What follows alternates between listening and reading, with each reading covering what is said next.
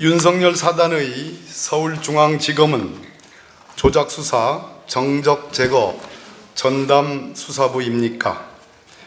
윤석열 정권 하에서 벌어지는 무도한 검찰 수사가 이재명 대표와 그 주변 인사들을 넘어 야당과 전임 정부 전반을 향해 몰아치고 있습니다.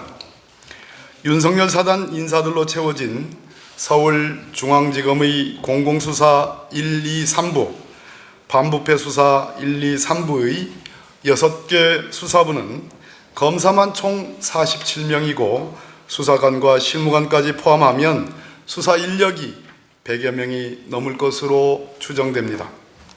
그런데 쏟아지는 불법 피의사실 공표 단독 보도만 봐도 공공수사 1, 2, 3부, 반부패 수사 1, 2, 3부는 야당 및 전임 정부 수사에만 올인하고 있는 것으로 보입니다.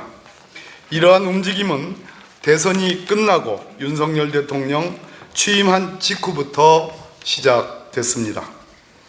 5월 18일 윤석열 사단으로 꼽히는 송경호 검사가 서울중앙지검장으로 임명됩니다. 서울중앙지검 산하 공공수사부, 반부패 수사부도 윤석열 사단으로 채워졌습니다. 문재인 정부를 겨냥한 수사를 총지휘하고 있는 박기동 3차장 검사는 인수위까지 파견되었던 윤석열 사단의 핵심입니다. 또한 서해 공무원 사건 수사를 담당하는 공공수사 1부 이희동 부장검사는 윤석열 검찰총장 시절 대검 선거수사지원과장으로 윤석열 최후 인사로 불리는 식스맨 중 한 명이었습니다. 여성가족부의 민주당 대선 공약 개발 의혹과 이재명 대표 선거법 위반 의혹을 수사 중인 공공수사 2부 이상현 부장검사는 윤석열 사단의 공안통이라 불리는 인물입니다. 공공수사 3부 이준범 부장검사 역시 한동훈 법무부 장관이 형사 10부를 직제 개편까지 하면서 문재인 정부의 어민 북송 사건 등을 수사하도록 한 윤석열 사단입니다.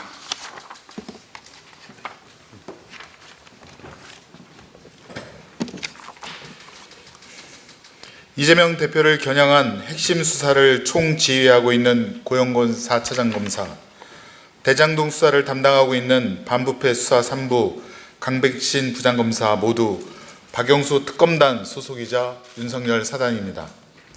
대장동 수사를 맡고 있는 반부패 수사 1부 엄희준 부장검사는 윤석열 대통령이 검찰총장 시절 대검 수사지 과장으로 윤석열의 최후 인사로 불리는 식스맨 중 한 명입니다.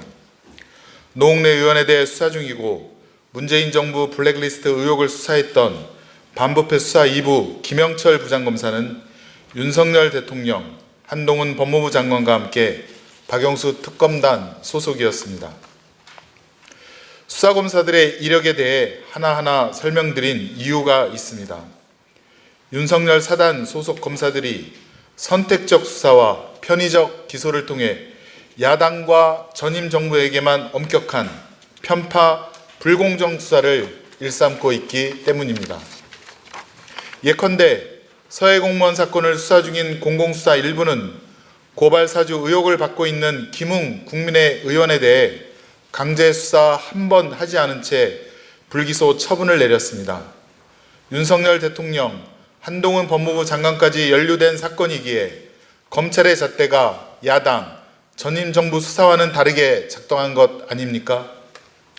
반부패 수사 2부도 마찬가지입니다.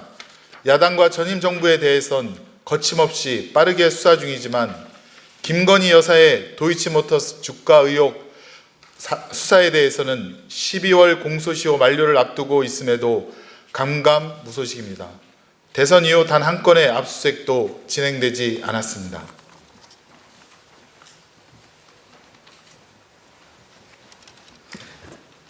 이처럼 대선 이후 수사검사들이 윤석열 사단으로 채워지고 서울중앙지검 공공수사부와 반부패 수사부는 사실상 야당 전담 수사부로 전락합니다.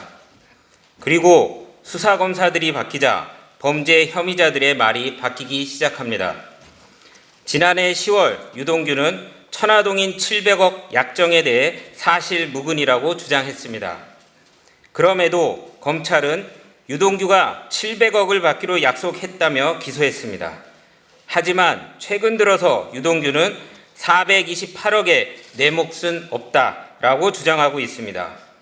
검찰도 이에 따라 김용과 정진상, 나아가 이재명 대표를 겨냥한 수사로 방향을 완전히 바꿨습니다. 최근 석방된 남욱도 마찬가지입니다. 2013년 4월 정영학 녹취록에 따르면 남욱은 유동규가 2층 누구도 알면 안 된다고 말했다고 했습니다. 그런데 석방 뒤 첫 공판에서는 유동규에게 전달한 3억이 높은 분 드릴 돈이라 들었다라고 말합니다.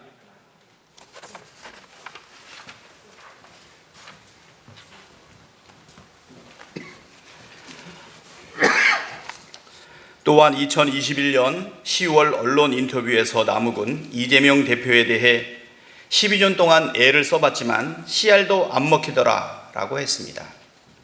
그런데 최근 인터뷰에선 유동규가 경선자금 20억을 요구했고 대선 후보에게 그 정도면 싸다고 생각한다 라고 말을 바꾸었습니다.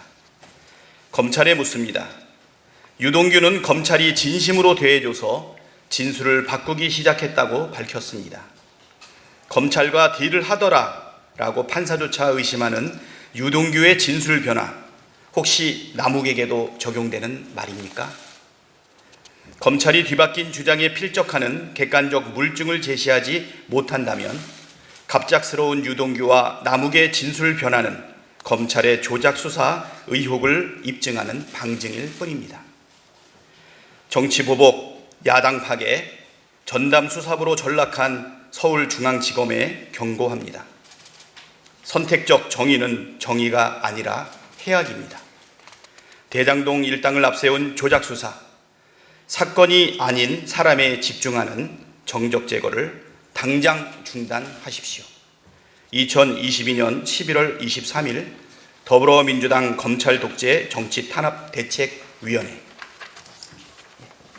이것으로 마치겠습니다.